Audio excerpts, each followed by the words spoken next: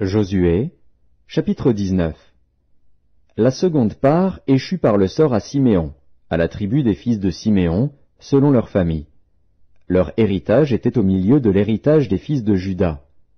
Ils eurent dans leur héritage Beer-Sheba, Sheba, Molada, Hatsar-Shual, Bala, Hatsem, El-Tolad, Béthul, Horma, Tsiklag, Beth-Markabot, Hatsar-Susa, Beth-Lébaoth et Charushen, 13 villes et leurs villages.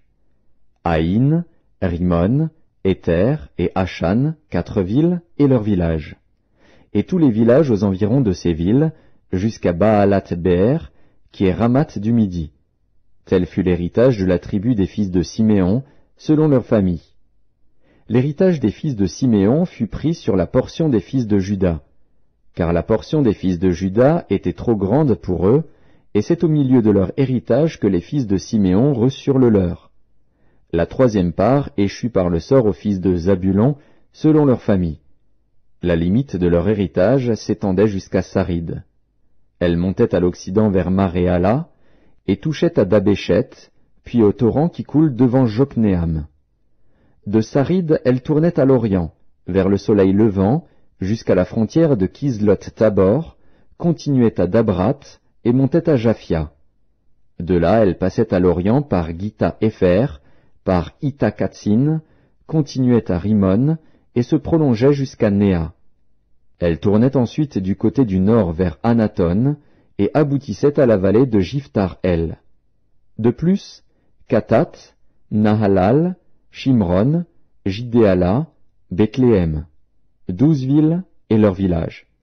Tel fut l'héritage des fils de Zabulon, selon leur famille, ces villes-là et leurs villages. La quatrième part échut par le sort à Issachar, aux fils d'Issachar, selon leur famille.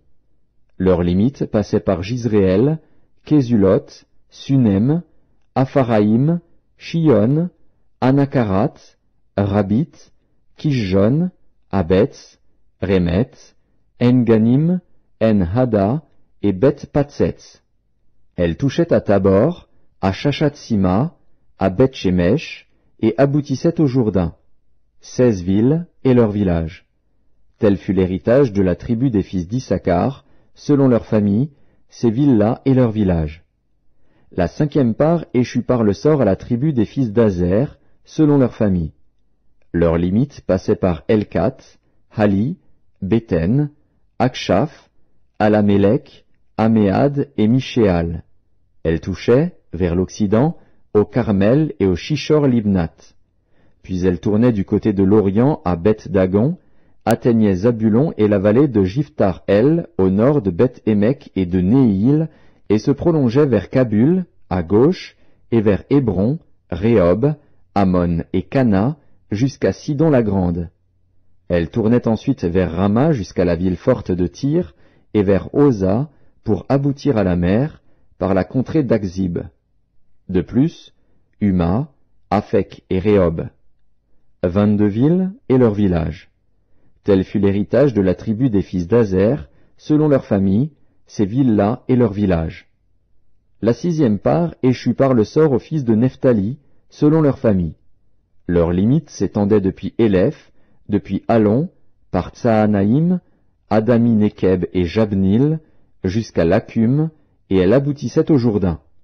Elle tournait vers l'occident à Aznot-Tabor, et de là continuait à Hukok. Elle touchait à Zabulon du côté du Midi, à Azer du côté de l'Occident et à Juda. Le Jourdain était du côté de l'Orient.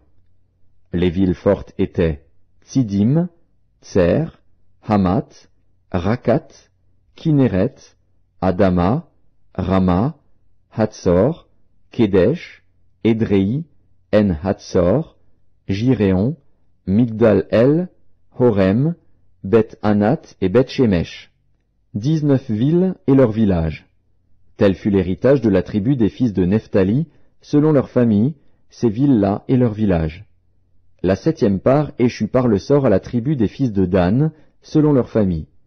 La limite de leur héritage comprenait Tsoréa, Eshtaol, Ir-Shemesh, Shalabin, Ajalon, Jitla, Elon, Timnatha, Ekron, Elteke, Gibéton, Baalat, Jéhud, Bénéberak, Gath-Rimon, Méjarkon et Rakon, avec le territoire vis-à-vis de Japho.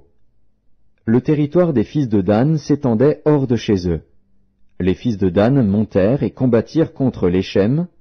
Ils s'en emparèrent et la frappèrent du tranchant de l'épée. Ils en prirent possession, s'y établirent, et l'appelèrent Dan, du nom de Dan, leur père. Tel fut l'héritage de la tribu des fils de Dan, selon leurs familles, ces villes-là et leurs villages.